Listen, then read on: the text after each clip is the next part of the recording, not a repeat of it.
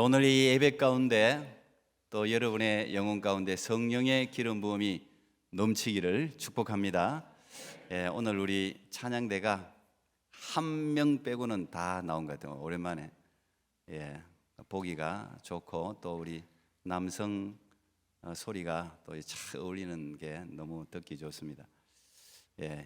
이제 우리 찬양대가 숫자가 이 정도 되니까 그득해 보이니까 감사하네요.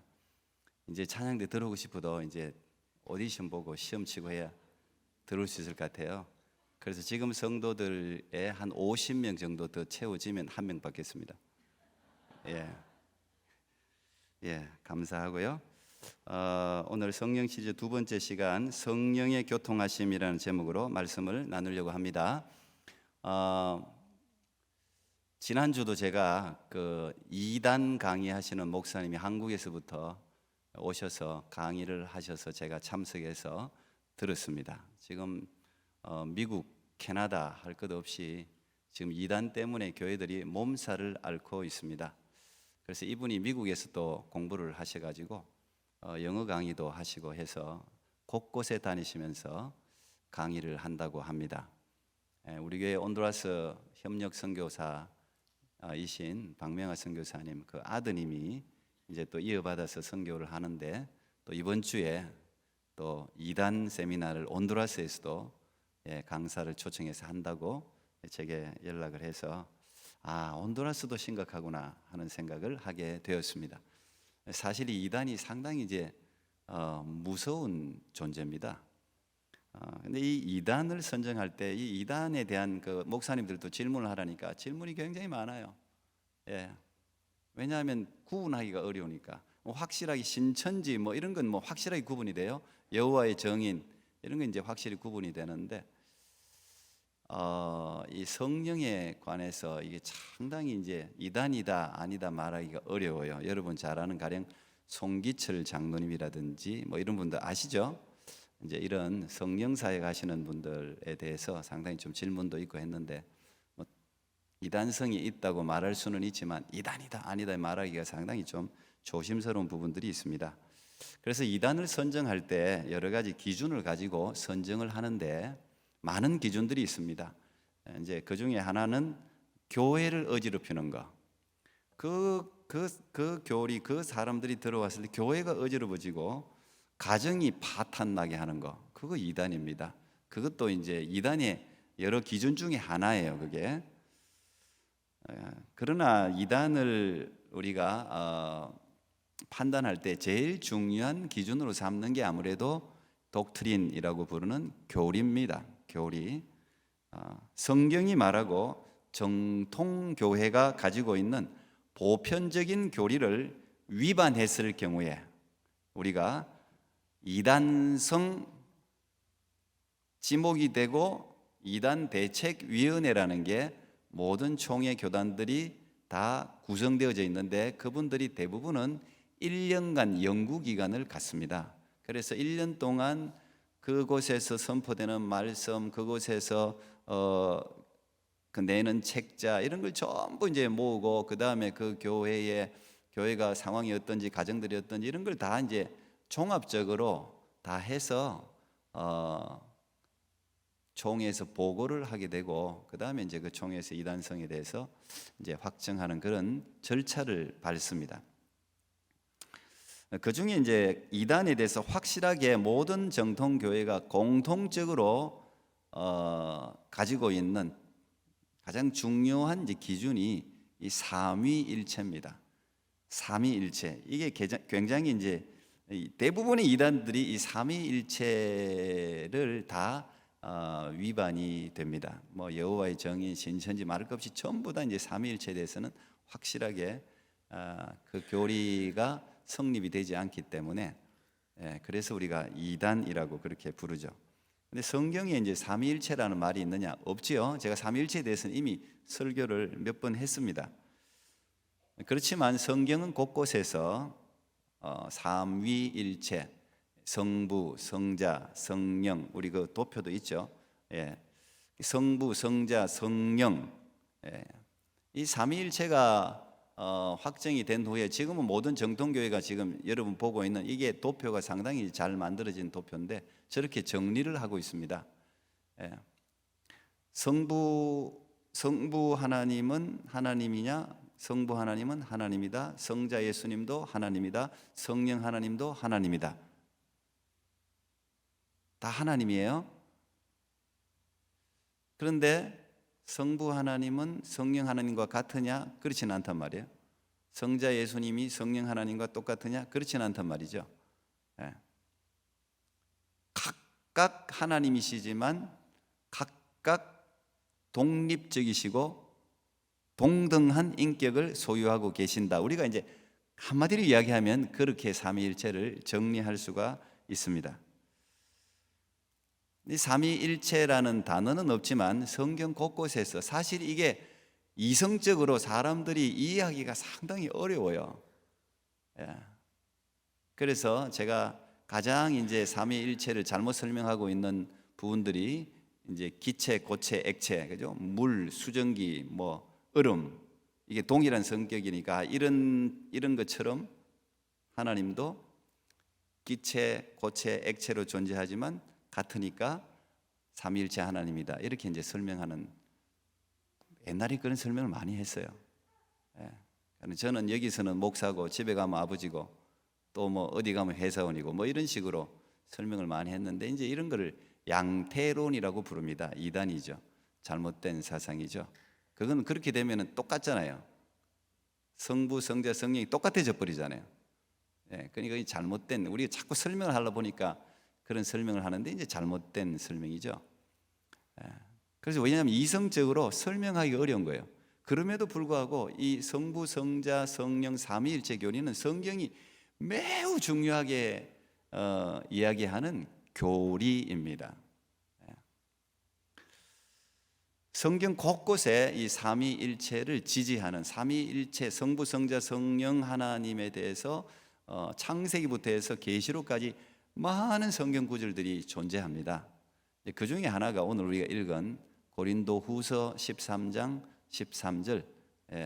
우리가 예배 마칠 때마다 이 축도라고 부르는, 이 축도하면 우리가 이제 예배 끝난다 생각하는데 마치 주기도문 하면 끝난다 생각하듯이 그렇지 않고 이 축도가 상당히 의미가 있습니다. 모든 교회가 예배를 마칠 때마다 목사님을 통해서 이제 축도, 그죠? 축도, 사실 이 한문도 이게 잘못됐는데 축도, 우리가 쓰는 축도는 이 빌기자, 빌도자를 써서 빈다는 의미인데 잘못됐어요, 사실. 어떤 사람은 축복기도 뭐 그걸 줄인 게 축도라고 하는데 그것도 좀 잘못됐어요. 완전한 설명은 되지 못합니다. 이게 영어로는 우리가 베네딕션이라는 말을 쓰지 않습니까? 이 베네딕션이라는 말을 쓰는데 이제 이게 라틴어의 모든 영어들은 대부분 라틴어에서 다 파생이 많이 됐죠. 이게 베네라는 말은 굿이라는 뜻입니다. 좋은, 굿 그런 뜻입니다. 딕션이라는 말은 works, 이게 단어, works 그런 뜻입니다. 그러니까 풀어서 이야기하면 축도라는 것은 좋은 것을 말한다 그런 뜻이에요. 있는 그대로 이야기하면 좋은 것을 말한다. 그래서 이 축도라는 것은 사실 기도라기보다는 선포입니다. 선포의 성격이 훨씬 많습니다. 그래서 우리가 속한 해외 한인 장로회 이제 통합 측에서는 저도 그렇게 기도하죠. 축원하옵나이다 이렇게 하는데 사실은 축원하옵나이다보다는 있을지어다 하는 게 어떻게 보면 성격상 맞는 거예요. 근데 또 있을지어다 하니까 뭐 목사가 무슨 뭐 권위를 갖고 성도들한테 명령하는 것 같이 들린다, 바꿔라 이래 갖고 좀 사실 인위적으로 좀 바꾼 측면이 있어요. 축원하옵나이다. 그러면 좀 듣기 좋습니까? 이게 이제 선포거든요. 이게 사실은 선포. 그래서 어쨌든 교단이 그리 정했으니까 목회자가 이제 따라가는 거예요. 주 예수 그리스도의 은혜와 하나님의 사랑과 성령의 교통하심이 너희 무리와 함께 있을지어다. 여기서 잘 보세요. 우리가 보통 성부, 성자, 성령 그러는데 지금 이 축도의 순서는 어떻습니까? 성자, 성부, 성령이에요. 그죠? 성경의 모든 것은 뜻없이 기록되지 않았다고 우리가 믿으면 이 안에 분명히 뜻이 있는 거예요. 분명히 성자 예수님, 그때 성자 예수님을 이야기할 때는 항상 예수님의 은혜 그럽니다. 하나님은 사랑, 성령은 교통하심. 그렇게 이야기하거든요. 왜 성자 예수님을 먼저 축도에서 언급하느냐? 이 성자 예수님의 구원, 구속의 은혜가 먼저 임해야, 그래야 하나님의 사랑을 우리가 깨닫게 돼요. 내가 십자가에 예수님의 그 십자가의 대속의 은혜를 받아들일 때, 구속의 은혜를 받아들일 때 말할 수 없는 하나님의 사랑을 우리가 느끼게 되지 않습니까? 그래서 순서적으로 하나님의 예수 그리스도의 그 구원의 은혜, 이게 먼저라는 거예요. 예수를 거듭나는 은혜, 그 예수 그리스도를 우리가 믿을 때에, 십자가의 그 대속을 우리가 받아들일 때에, 영접할 때에 생기는 거잖아요. 그러고 나면 그 다음부터 막 하나님 나를 얼마나 사랑하는지가 막 우리가 느끼게 된단 말이죠. 그리고 여러분들이 영어로도 지금 보고 있지만, 제가 오늘 2부는 저 영어로 그냥 축도하려고 그러는데, 그레이스 할 때 항상 더라는 말을 쓰지 않습니까? 더, 헬라어로는 해라는 뜻이거든요. 해. 이 더라는 게 정관사라는 건 우리가 다 알고 있지 않습니까? 근데 이 더라는 표현, 더 뭐 이렇게 할 때는 보통 뭐 여러 가지 이유들이 있습니다. 더하고 어하고 우리가 관사 옛날에 많이 이제 배웠었죠. 근데 더라는 정관사를 붙일 때는 어때요? 보통은 유일한 거, 딱 그 물건, 특정적인 거, 이제 그런 걸 표현할 때 우리가 더라는 정관사를 붙이게 돼 있죠. 그래서 여기 보면 여러분, 예수, 하나님, 성령이 전부 더가 붙어 있습니다. 더. 우리가 구원받을 수 있는 유일한 이름이 예수님이라는 뜻이에요. 성경이 아주 작은 거지만 이런 하나하나가 굉장히 중요한 의미를 담고 있어요. 예수님의 이름으로만 구원이 있을 수 있다는 그런 의미를 포함하고 있어요. 왜 그럴까요? 왜 예수님 이름으로만 너희가 구원받을 만한 이름은 예수 외에는 준 적이 없다 그랬죠? 왜 우리가 그게 독선적이기 때문에 그렇습니까? 그렇지 않죠. 내 죄를 전부 짊어지시고 유일하게 내 대신 죽어주신 분은 예수님밖에 없어요. 부처가 죽어줬습니까? 공자가 죽어줬습니까? 우리 죄를 처음부터 오실 때부터 죽기 위해서, 대속 제물이 되기 위해서 오신 분은 예수님밖에 없어요.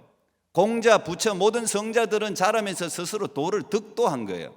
근데 예수님은 태어나기 전부터 대속 제물로 예정되어서 죽기 위해서 오신 거죠. 그리고 실제로 십자가에 못 박혀 죄 없으신 분이 우리의 모든 죄를 짊어지시고 죽으신 거예요. 그러니까 하나님은 그 이름을 높여 오직 예수님 이름으로만 구원이 있도록, 예수, 지저스, 셀비어, 구원자라는 뜻 아닙니까? 구원은 예수님밖에 없기 때문에 우리는 더라는 정관사를 붙일 수밖에 없는 것입니다. 하나님의 사랑도 마찬가지예요. 이게 일반적인 사랑이 아니라, 사랑은 많잖아요. 일반 세상 사람들도 사랑이 많지 않습니까? 근데 여기 the love of God, the love라고 붙이거든요. 왜요? 이 바로 그 사랑, 그 말이에요. 바로 그 사랑. 그 사랑이 뭡니까? 우리를 위해서 자기의 유일하신 아들 독생자 예수님을 보내주신 바로 그 사랑, 그 뜻이에요. 하나님 아버지가 예수님을 우리를 위해서 죽으라고 보낸 거잖아요. 바로 그 the love of God, 하나님의 바로 그 사랑. 그래서 이 정관사 더를 붙이는 것입니다. 그리고 그걸 이 목사님들이, 보통 이 축도는 목사님들 안수받은 사람들이 할 수 있다 그러죠. 근데 물론 이제 개혁교회는 이제 만인 제사장이니까 여러분도 할 수 있는데, 보통 이 축도는 말씀을 전하는 사람이 하게 돼 있어요. 우리가 손을 이렇게 드는 것도 사실 축도할 때 이렇게 눈을 뜨고 보는 게 어떻게 보면 더 맞아요. 이게 기도가 아니고 선포기 때문에 이 손을 보면서 하나님의 약속의 말씀을 기억하는 거죠. 마치 여호수아가 손을 들 때, 모세가 손을 들 때 여호수아가 전쟁에 승리한 것처럼 이 손을, 약속의 손, 능력의 손, 자비의 손, 보혈의 손, 이거 손을 들 때, 그래서 목사님들 어떤 분이 이렇게 기도하는데 저는 이제 이렇게 하는 걸 싫어해요. 가만히 보세요. 저는 항상 뻗어요. 이렇게 뻗어가 막 이렇게 해요. 내가 모든 성도들에게.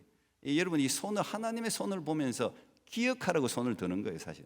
오늘 축도할 때 제 얼굴 너무 유심 보지 말고 이렇게 눈 뜨고 봐도 괜찮아요. 축도는 원래 기도가 아니라서요. 사실은 사도신경이나 축도는 눈 뜨고 해도 되는 거예요 사실. 그리고 이 손을 보면서. 그리고 마지막 선언이 성령의 교통하심입니다. 이 참 우리가 한국어 번역을 교통하심, 교통순경도 아니고 교통하심 이렇게 해가지고 조금 이제 헷갈리는 면이 있죠. 근데 이게 헬라어로는 코이노니아 그런 뜻입니다. 이게 정관사고요. 코이노니아는 여러분 너무 많이 들어서 보편 그 명사가 됐죠. 코이노니아는 뭡니까? 이 영어를 딱 보면 금방 알죠 뭐. 펠로십 그 말이죠. 근데 영어도 여러분이 여러 번역서를 보면 그냥 딱 두 가지 단어를 사용합니다. 펠로십, 커뮤니언 이 두 가지를 사용해요. KJV 같은 이런 카톨릭에서 보는 성경은 거의 다 커뮤니언을 사용합니다. 펠로십하고 커뮤니언은 사실은 뭐 교제한다는 뭐 뜻으로는 동일한 뜻을 가지고 있지만 사용할 때 조금 달라요. 커뮤니언이라는 이 교제라는 이 단어는 대부분 종교 의식에서 사용합니다. 그래서 영적인 교제 그걸 부각시키는 게 커뮤니언이에요. 커뮤니언 하나님과의 교제 거기에 좀 더 방점을 두는 거예요. 근데 이게 펠로십이라고 우리가 뭐 다른 NIV도 뭐 대부분 성경은 전부 펠로십을 씁니다. 근데 펠로십은 좀 더 광범위해요. 영적인 하나님과의 교제만을 이야기하는 게 아니라 성도들 간의 폭넓은 교제를 이야기하고 있는 것입니다. 그래서 우리가 펠로십이라는 단어를 쓰는 것입니다. 우리가 돌아보면 중세시대 그리고 현대 교회도 마찬가지예요. 성자 예수님의 은혜, 성부 하나님의 사랑에 대해서는 정말 많이 강대상에서 선포가 됐습니다. 그리고 많은 연구가 됐어요. 예수님과 하나님, 성부 하나님에 대해서는 굉장히 많이 신학자들도 연구하고 잘 정립되어져 있습니다. 그런데 성령 하나님에 대해서는 굉장히 부족한 게 사실이에요. 근데 여러분 생각해 보세요. 지금 유럽의 모든 교회들이 지금 뭐 다 이제 뭐 술집이 되고 모스크 그 이슬람 사원이 되고 한 건 어제 오늘의 일이 아닙니다. 벌써 20년, 30년 전부터 한국 교회에서는 그런 이야기했어요. 한국 교회가 한참 부흥할 때 유럽의 저 텅 비어 있는 교회를 좀 어떻게 보면 좀 이렇게 안타까워하면서도 좀 조롱하는 듯한 이제 그런 선포가 많이 있었습니다. 그런데 지금은 한국 교회도 그리 돼 가죠. 그리고 북미, 미국, 캐나다 말할 것도 없죠. 텅텅 비어가고 있습니다. 왜 그럴까요? 왜 이 모든 교회들이 퇴락의 길, 쇠퇴의 길, 이런 패망의 길을 걷고 있을까요? 신학이 부족해서 그럴까요? 기독론이 부족해서? 신론이 부족해서? 전혀 그렇지 않습니다. 기독론, 신론은요 초대교회 때부터 엄청나게 여러분 암만 머리 싸매도 따라가지 못할 정도로 굉장히 깊이 있는 연구와 책으로 잘 이렇게 해놨어요. 정말 더 이상 여러분 연구할 것도 없어요.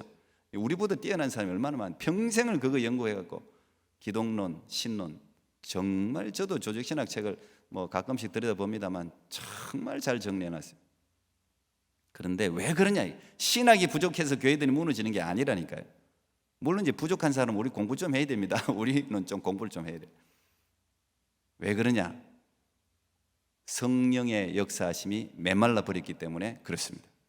성령의 충만한 교통하심, 성령의 역사하심, 성령의 교제가 메말라 버린 거예요. 건조해 버린 거예요. 성령이 사라져 버린 게 아니에요. 성령은 여전히 초대교회 역사하셨던 성령이 여전히 존재하는데 교회들이 삼하는 마음이 없어요. 그냥 자꾸 공부만 해요. 공부만. 여러분 유럽, 독일, 영국, 미국 대부분 신학자들은요 전부 거기서 공부합니다. 옛날에는 독일, 스위스 이런 데서 공부하고 박사학위 받아오면 이랬어요. 요즘은 이렇게 안 합니다. 한 몇십 년 전부터는 미국에서 이제 미국 신학교에서 공부하면 이랬죠. 요즘은 또 그렇게도 안 합니다. 미국 신학교도 다 죽어가기 때문에. 한국의 신학교에서 공부하면 이렇게 하느냐? 또 그것도 아니라서 문제예요. 저는 지금이라도 이 성령의 교통하심 코이노니아를 회복해야 된다고 믿습니다. 그래야 교회가 일어날 수가 있어요. 교회가 신학이 부족한 게 아니라니까요. 목사님들이 신학이 부족한 게 아니에요. 그렇다면 이런 성령의 교통하심, 성령의 나눔, 성령의 동력, 성령의 이런 사귐은 어떻게 일어날 수 있는가? 우리가 이 성령의 코이노니아, 이 성령의 교통하심은 교제한다라는 뜻도 있지만 공통적인 것을 가진다라는 뜻도 있어요. 믿는 자들은 서로 공통된 관심사를 가지고 있다는 말이에요. 그죠? 우리가 공통된 관심사를 가지고 있어야 서로 그리스도인이라고 말할 수 있는 거예요. 이건 믿는 자들이 어떻게 교제하며 하나가 되어야 하는가를 보여주는 굉장히 중요한 단어입니다. 잘 생각해 보세요. 이제 우리 반주하는 사람들은 더 잘 알겠지만 악기를 조율할 때 어떤 소리를 듣고 조율해요? 기준이 뭐예요? 그게 피아노예요. 피아노로 또 바이올린을 하든 첼로를 하든 전부 피아노 소리로 조율을 해요. 각기 다른 악기, 바이올린 2대 있다 그러면 이거 소리 조율하려면 피아노로 조율을 해야 돼요. A라는 바이올린 가지고 B라는 바이올린이 그 소리 듣고 조율하면 틀려요. A라는 교회 다니는 사람과 B라는 교회 다니는 사람이 서로가 하나가 되려면 어떤 한 사람의 성향이나 한 사람의 지식이나 한 사람의 경험에 맞추면 무조건 다르게 돼 있어요. 그리고 하나가 안 되게 돼 있어요. A라는 교회, B라는 교회 다녔어도 성령 하나님께 맞추면 하나가 되게 돼 있어요. 믿는 사람들은 그래서 서로에 대해서 맞추려고 노력하는 것보다는 성령 하나님께 맞추면 그냥 A하고 B는 서로 저절로 하나가 된다는 이야기입니다.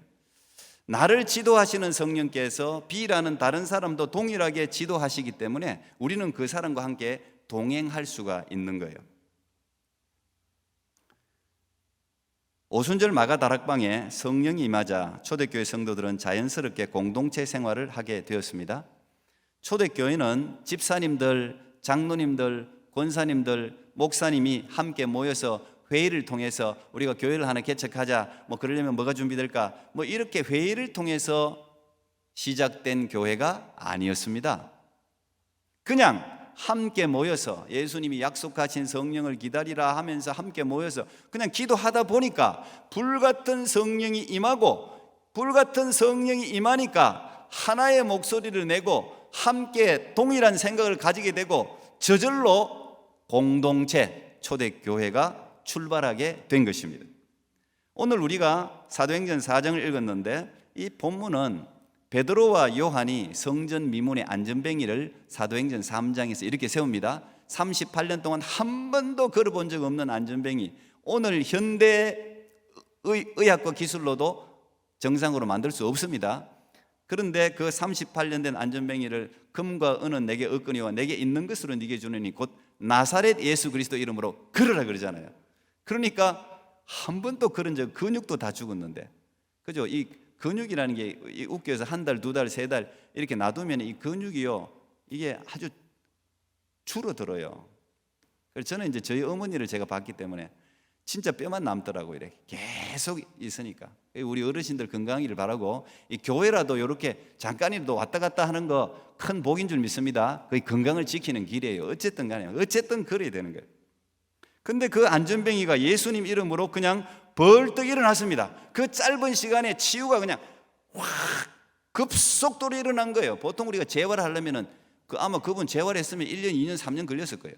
그런데 그냥 순식간에 하나님은 천년이 하루 같고 하루가 천년 같게 시간을 하나님이 조정해 버리기 때문에 우리가 상식을 뛰어넘는 게 하나님의 역사예요. 그러니까 안전뱅이가 일어났으니까 이거는 어떻게 보면 30년 이상 성전 미문에 앉아가 구걸하던 사람이니까 그 유명한 사람이래. 다 알아. 그런데 예수님 이름으로, 자기들이 죽인 예수의 이름으로 일어났다 그러니까 산헤드린, 제사장, 서기관 이런 사람들이 그냥 베드로를 사람을 살렸다고 감옥에 가둬버렸어요. 가둬서 재판을 자기들 마음대로 하는데 이 베드로가 옛날 베드로가 아니에요. 성령이 막 충만하니까 또박또박 이야기하는데 이 똑똑한 이 제사장들, 서기관들이 베드로의 말을 이길 수가 없어요. 그러니까 이 사람들이 야야 그냥 예수님 이름으로만 이야기하지 말게 하자. 너 예수 이름으로만 이야기하지 마. 이렇게 엄포를 놨죠. 베드로가 야 내가 보고 들은 걸 말하지 않을 수 있냐. 그런데 이 사람들이 야, 저 38년 된 안전뱅이가 옆에 서 있으니 우리도 부인할 수가 없다. 그래서 이 증거 간증이 중요한 거예요. 보여줄 수 있는 거. 그래서 할 수 없이 풀어줬어요. 풀어주니까 베드로가 잡혔으니까 얼마나 그 초대교회가 기도를 했겠습니까? 다들 모여서 막 기도하고 있는데 베드로 요한이 이제 풀려나서 나와서 우리가 어떻게 풀려난지를 그 재판장에서 있었던 이야기를 쭉 이야기를 합니다. 그러면서 우리에게 더 담대함을 달라고 또 막 그냥 예수 믿는 사람은 취미가 기도예요. 그냥 취미가 기도, 성령, 이게 취미 생활이에요. 모이면 그렇게 저절로 되는 거예요. 그러니까 베드로가 오시 같이 막 기도를 또 하기 시작했습니다. 자, 기도가 끝났어요. 그게 4장 31절 32절입니다. 이렇게 기록되어 있습니다. 함께 기도했는데 빌기를 다하며 모인 곳이 진동하더니 무리가 다 성령이 충만하여 담대히 하나님의 말씀을 전하니라. 믿는 무리가 한 마음과 한 뜻이 되어 모든 물건을 서로 통용하고 자기 재물을 조금이라도 자기 것이라 하는 이가 하나도 없더라 그랬습니다. 이 그리스도인의 하나됨은 인위적으로 이루어지는 게 아니에요. 뭐든지 예수 믿는 사람은 다 출발은 기도에서 출발하는, 기도에서. 특히 공동체가 모여서 하는 기도, 이거는 정말 위대한 행위입니다. 예수 믿는 사람이 함께 모인다, 이 예배 이 자체가 위대한 거예요. 여기서 예배를 드리고 찬양하고 기도하는 것, 그 자체를 하나님이 기뻐하시고 이 자체가 파워가 있는 거예요. 함께 기도하면 성령이 충만하게 임하는 거예요. 하나의 마음으로 한 목소리로 함께 기도할 때, 왜냐하면 그 모이는 자체가 능력이기 때문에 하나님이 기도를 들어주시는 것입니다. 성령이 충만하면 저절로 조화를 이루게 되어 있습니다. 저절로 뭐 하나 되려고 노력할 필요가 없다니까. 제가 그래서 원 스피릿, 원 드림을 제가 이야기하는 거, 비결이 거기에 있어요. 그냥 하나로 모여서 함께 기도하다 보면 성향이 달라도 다 하나의 골, 원 골, 진짜 원 퍼포즈, 하나의 목표를 가지게 돼 있어요. 그러다 보면은 하나로 뭉치게 돼 있어요. 서로 다른 게 장점이 될 수가 있어요. 너는 이거 잘하고 너는 이거 잘하고 너는 저거 잘하네. 그러면 하나의 목표를 향해서 각기의 은사를 서로 사용해서 누구는 팔 역할, 누구는 다리 역할, 누구는 눈 역할, 누구는 귀 역할, 누구는 입 역할 하면서 하나가 되면 되는 거예요. 어떨 때? 원 스피릿, 원 드림이 될 때 그게 가능하다는 이야기예요. 잘 생각해 보세요. 대부분의 분열은 그 자리에 없기 때문에 분열이 되는 겁니다. 그 자리에 없는 사람이 꼭 분열을 일으켜요. 도마가 예수님이 부활하셨을 때 도마가 그 자리에 없었죠? 도마만 없었어요. 다 같이 있었는데 부활하신 예수님이 부활하셨다 이야기해도 도마는 안 믿습니다. 자기가 없었으니까, 안 봤으니까 엉뚱한 소리 한다고. 근데 예수님이 그 놀라우신 자비하심과 사랑으로 도마가 있을 때 도마를 위해서 의심 많은 도마에게 확신을 주려고 예수님에게 도마에게 찾아와서 그렇지, 만약에 찾아오지 않았다면 도마는 분열의 씨앗이 되었을 거예요. 그래서 우리가 이 함께 모이는 이 예배 현장, 이게 중요한 거예요, 여러분. 새벽 기도에 와서 함께 기도하는 거 엄청나게 중요한 거예요. 엘리야 기도에 와서 함께 기도하는 거, 함께 기도하는 사람은 분열의 씨앗이 되지 않습니다. 온라인으로 드리든 뭘로 드리든 함께 한다는 건 진짜 여러분 생각하는 이상으로 중요한 문제예요. 굉장히 중요한 문제예요. 그래서 제가 항상 모일 때마다 왔다 가라 그러잖아요. 힘들어도, 시간이 들어도 왔다 가다 그러잖아요. 그 분위기를 경험해야 된다니까요. 그런 사람은 하나가 될 수가 있어요. 항상 함께 있어야 돼요. 고난도 아픔도 기쁨도 함께 누려야 돼요. 함께 공유하는 경험이 많을수록 하나의 공동체가 될 수가 있는 거죠. 사실 우리 경험, 지식, 유무, 생김새, 집안 환경 이런 게 별로 큰 문제가 되지 않습니다. 성령이 충만하면 각자가 가진 개성의 차이보다 함께 공유한, 서로 교통하고 있는 공통점에 포커스를 맞추게 돼 있어요. 같은 성경 말씀을 나누고 은혜를 나누고 같은 찬송을 부르고 같은 하나님을 우리가 경배하고 있지 않습니까? 예수 안에 있는 사람은 민족과 지역을 다 뛰어넘어서 형제 자매가 될 수 있어요. 그래서 교회가, 그리스도인이 하나 되는 비결은 공통의 관심사에 집중하는 거예요. 그것은 성령과 조화를 이룸으로 성취될 수가 있어요. 여러분 한번 보세요. 모든 교회가 지금 난리지 않습니까? 교회를 그리스도의 몸이라고 부르면서, 자기들이 그리스도의 몸이라고 부르면서 그 몸을 다 갈기갈기 찢고 있잖아요. 팔 막 찢어갖고 그냥 외팔 만들고 다리 하나 그냥 찢어가 가고 눈 뽑아가고 귀 뜯어가고 기가 막힌 일입니다. 기가 막힌 일. 하나님 보시면 뭐라 그러겠어요? 야, 이놈들아, 너희들 결국 함께 모일 사람들 아니니? 그렇게 묻지 않겠어요? 여러분 생각해 보세요. 우리는 하나예요. 캐나다가 위험에 처해 있으면 싸우고 뭐고 없어 하나 돼. 정신 번쩍 차려. 가족들 싸우고 뜯고 하다가도 부부지간에 어제도 뭐 싸우는 사람 많다고 재직 세미나 이야기하던데, 그래봤자 칼로 물베기예요. 부부지간에 싸우든 부모하고 자식하고 싸우든 무슨 문제가 있으면 똘똘 뭉치게 돼 있죠. 그래서 자꾸 너무 싸우면 문제가 생기니까 싸우지 말고 우리가 아무리 싸워도 코리아는 코리안, 캐네디언은 캐네디언이에요. 그 나라가 위기에 처하면 그냥 다 하나가 돼. 그래서 그 위기에서 벗어나면 다시 싸우지. 참 이상해. 그냥 안정되면 다시 싸워. 참 희한해요. 근데 여러분, 우리는 각기 개성의 차이를 하나로 만들 필요가 없어요. 뭘 여러분들이 하나가 됩니까? 뭐 물론 양보하고 이런 거는 가능하지만은 각자의 개성을 가지고 있으면서 하나의 목표를 가지면 돼요. 하나의 one dream. 그러면 하나가 되는 거예요. 오늘 이 성경이 그걸 지금 우리한테 이야기하는 것입니다. 우리가 처음 보는 사람이라도 공통된 관심사 있으면 금세 하나 되잖아요. 그죠? 우리 아들하고 저하고 이야기를 오래 하는 거는 축구 이야기할 때. 그 축구 이야기하면 얘가 막 갑자기 입에서 막, 얘 원래 이제 프로 축구 선수로 해달라고 중학교 때 이야기하던 애거든요. 제가 못 보내준 걸 지금 또 이제 저한테 좀 이런 원망 비슷한, 내가 이강인이 될 수 있었는데 내가 메시가 이런 착각을 하더라고 우리가. 근데 그 반쯤은 됐을 거야 아마. 내가 그때 지켰으면 아마. 예. 근데 어쨌든 뭐 저도 축구를 좋아하고 우리 아들도 축구를 좋아하니까, 그래서 제가 이제 좀 아들하고 친해지려면 축구 이야기를 합니다. 일부러. 오늘 축구 뭐 어디 아니 그러면 걔가 저보다 훨씬 많이 아니까. 그래요. 공통된 관심사를 가지고 있으면 하나가 돼요. 그죠? 취미 이야기하고 직업 이야기 하나면은 이게 다 시간 가는 줄 모르고 이야기를 하는 거예요. 서로 분열이 있을 때는 어떻게 해야 된다고요? 서로 이야기하고 설득하고 아무 필요 없는 이야기예요. 사람은요 자기 고집이 있어갖고 하나 안 돼요. 그런데 성령의 하나로 맞출 때 하나가 될 수 있어요. 자기 고집이 없다면 성령에 순종한다면 무조건 하나가 될 수 있어요. 성령은 모든 장벽을 뛰어넘어 우리를 하나가 되게 하십니다. 고린도전서 12장 13절, 우리가 유대인이나 헬라인이나 종이나 자유자나 다 한 성령으로 세례를 받아 한 몸이 되었고 또 다 한 성령을 마시게 하셨느니라 그러잖아요. 여러분 여기 유대인이나 헬라인이 한 성령 안에서 하나가 된다 그러잖아요. 여러분 지금도 유대인하고 헬라인이 하나가 됩니까? 지금 가자지구 전쟁이잖아요. 하나 안 됩니다. 절대 될 수가 없는, 물과 불 사이에요. 사실은 하나가 될 수가 없어요. 이라크 이란 또 전쟁하잖아요. 저 또 이슬람끼리도 또 그 파에 따라 시아파니 무슨 파니 또 싸우잖아요. 지금 인간은 하나가 될 수가 없는 존재들이에요. 이념이든 뭐든 하나가 될 수가 없어요. 가자지구든 어디든 간에 이 성령의 하나 되게 하시는 역사만이 하나가 될 수가 있는 거예요. 갈등을 봉합한 길은 그거밖에 없어요. 근데 유대인 헬라인도 하나가 된다잖아요. 이건 사실 진짜 유대인 헬라인은요 정말 하나, 우리 한국 사람 일본 사람은 그래도 하나가 차라리 쉬워요. 근데 유대인 헬라인은요 진짜 하나 될 수 없는 사람들이에요. 그런데 성령으로 하나가 된다잖아요. 이 성령이 교통하면 누구라도 하나가 될 수 있습니다. 그래서 2024년 올해 우리 교회는 여기에 집중을 해야 되는 거예요.